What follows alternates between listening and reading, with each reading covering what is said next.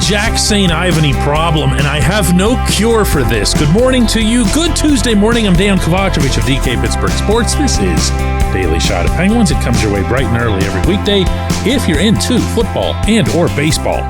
I also offer daily shots of Steelers and Pirates that I hope you'll also check out. St. Ivany is a guy who, when I'm looking at his statistics objectively as I possibly can, I've got almost no cause to be excited. That doesn't mean that they aren't good. I'm literally referring to getting, somewhat stoked about somebody. It's not there. It's just not.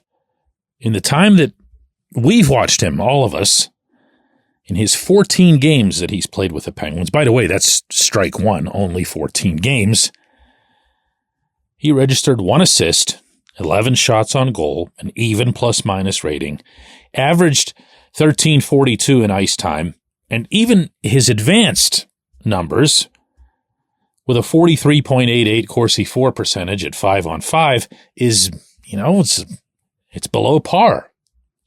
It's definitely not something that you look at and say, all right, he is the number 3 right-handed defenseman on this roster. And yet, I do that. I say that a lot.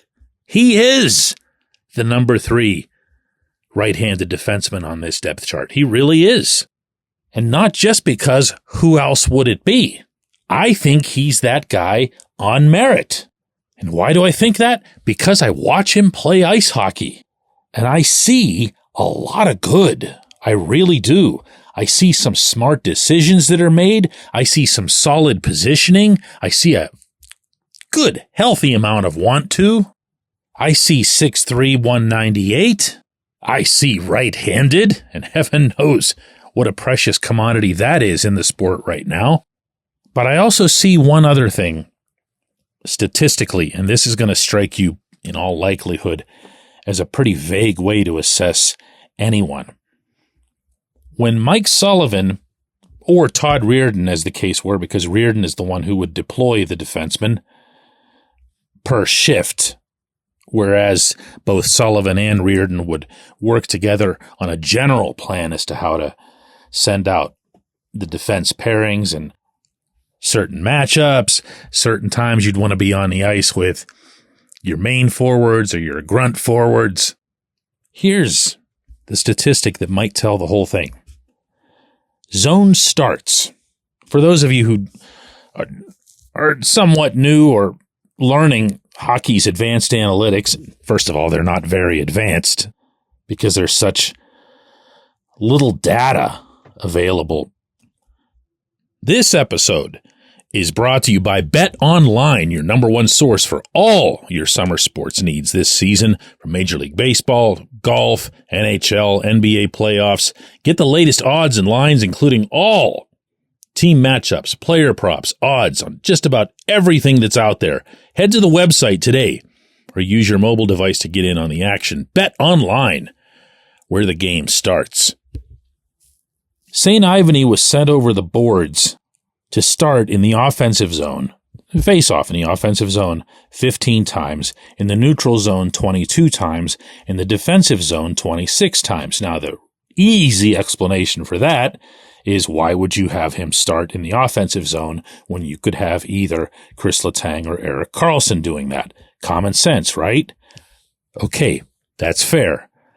But when you have your most zone starts in your own end, and it's the highest percentage of zone starts, and you're averaging around 14 minutes of ice time, that's trust.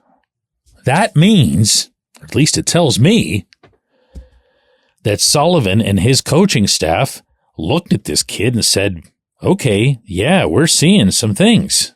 We believe in him. Those games down the stretch, you'll recall, were meaningful. Every shift was meaningful. Most of those were pretty tight, including into the third period. And they didn't hide him. They kept playing him.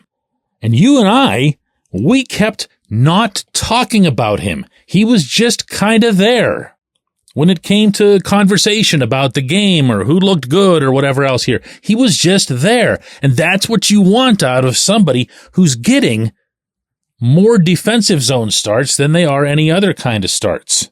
So the way I began to think of St. Ivany in my head in covering these games was the way I thought about Marcus Pettersson when he first arrived in the trade a few years ago, because I knew Pettersson wasn't going to be one of those who was going to jump out at you statistically in any way. And really, he still hasn't been, even now coming off of his strongest NHL season. I don't know that there isn't more to St. Ivany's game. I don't know that he can't add facets the way Pettersson did. I don't know that he can't look like an even greater contributor once he adds confidence and his role gets added onto. But I do know this, that's a hell of a starting point. That's a hell of a starting point for a young defenseman. It really is. And I can't see any reason why he wouldn't be that number 3 right-handed defenseman. And when we come back, J1Q.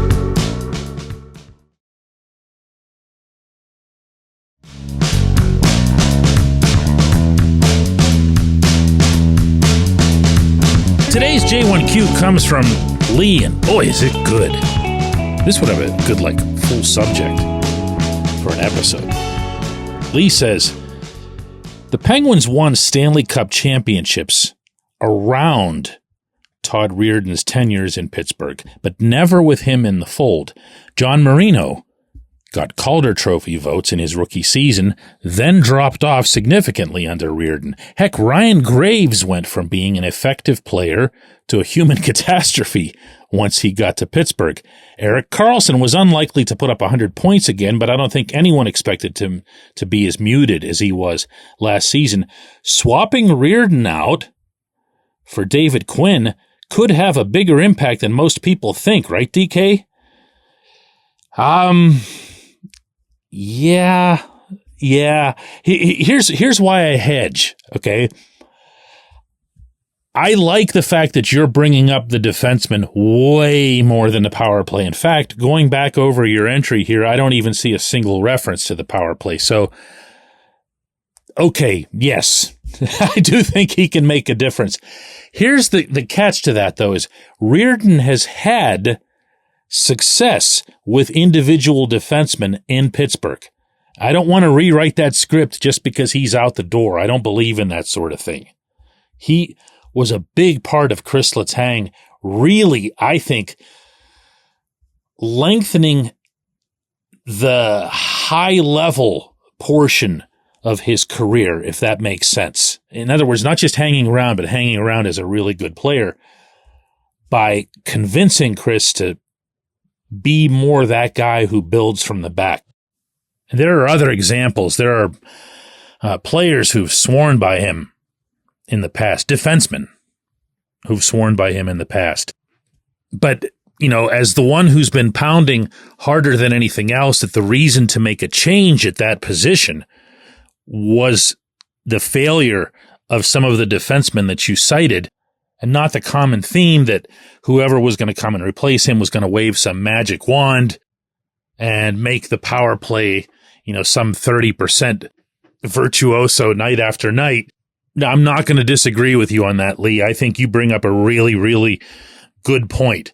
If you were to just focus on Graves, not to pick on him, but this is from a positive context, and you were to turn Graves into nothing more than what he was before he got here with the Avalanche, with the Devils, you'd be having one major impact on the organization immediately. I appreciate the question. I appreciate everybody listening to Daily Shot of Penguins.